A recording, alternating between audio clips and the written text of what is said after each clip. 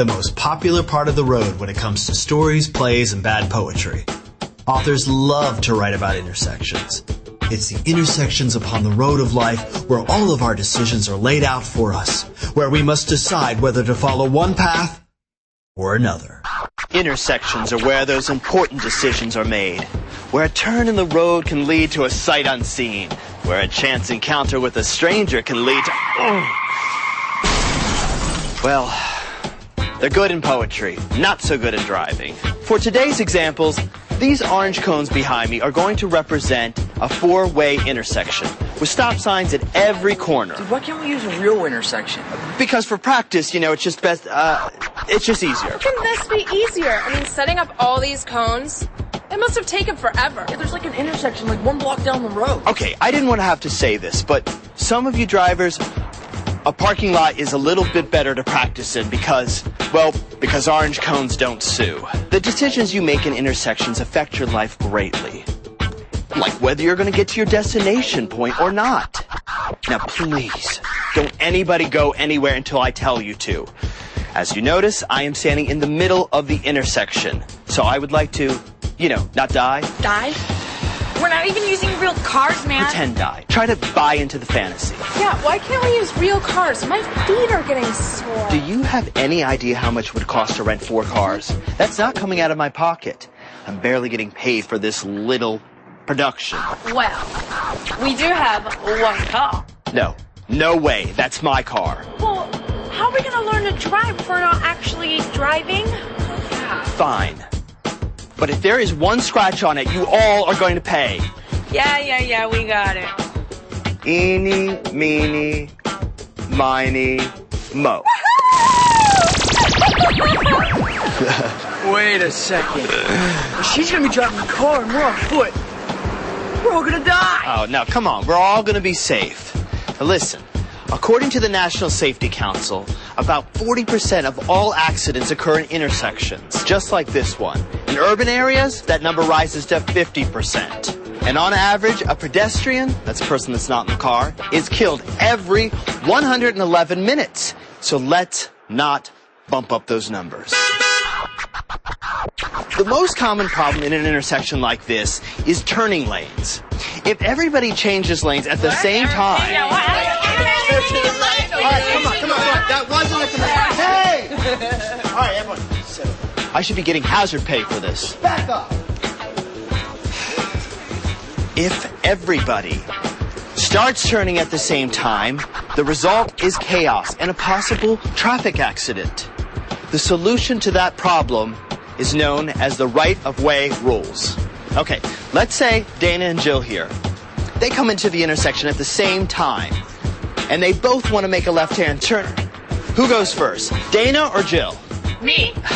Now, you both can't be right, all right? If you both go at the same time, you're both going to be very, very wrong. In this case, Jill goes first. She has the right-of-way. Ha! Whatever. Does anybody know why Jill goes first? You like her better? No. It's because she is on the right of you. When 2 cars come into an intersection at the same time, the car on the right goes first. They have the right of way. Now, in this case, you have the right of way. Of course, sometimes... Hey, yeah! Oh, my...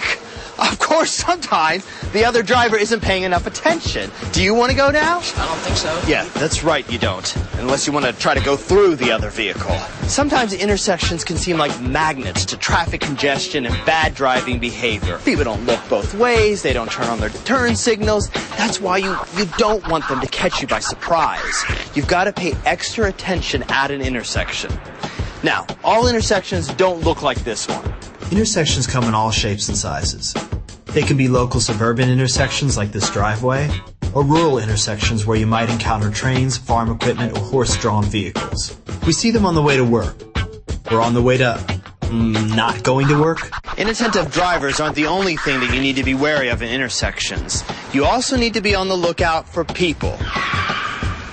Well, people like me. Almost hit you. Yeah, good job on the brakes. Inattentive pedestrians can be just as dangerous, as well as kids, pets, and other potential hazards. They may not be looking for you, but you need to be looking for them. Now, what happens if you come to an intersection where there are no stop signs, there are no traffic lights? What do you do then? How do you know when to go? How do you know if the other driver is even going to stop? Well, there is one word to remember: yield. Remember, failure to yield is the #1 cause of traffic fatalities. Here are 4 simple things that you can do to avoid trouble at an intersection. When you come up to an intersection, do the following. 1. Cover your brake. This will cut down your braking reaction time by 3/4 of a second, allowing you more time to see what's going on in front of you. 2. Yield to other drivers and pedestrians. Let the other person go first. This will allow you even more reaction time and avoid a possible traffic confrontation. 3. Avoid rapid braking acceleration. This way, you'll have more control over your vehicle.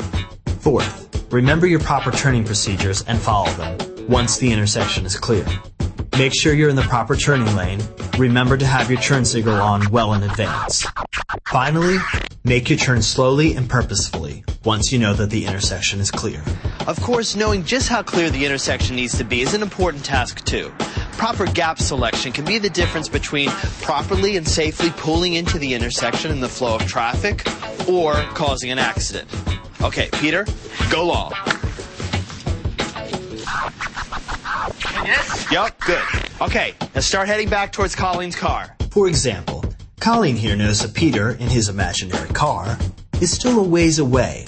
But how do you know if he's far enough away from you to safely turn? Remember the 3-second rule. You always want to maintain a 3-second cushion of distance between your vehicle and the other drivers. So you'll need to compensate for that when you're moving into the traffic flow along your new path too. Try practicing this a few times. With a bit of practice, you'll get to where you can easily judge 3 seconds worth of distance between you and any oncoming traffic. Which means you'll also be able to judge a proper distance for safe gap selection when making a turn at an intersection. By using these yielding techniques, gap selection techniques, and those oh so important right-of-way rules, you're on your way to avoiding becoming another deadly traffic statistic. So, think you got it? I got it. Yeah, I think we got it. All right, get off my car. Oh, I want to do it. Hey, no. Get out of my car. Get out.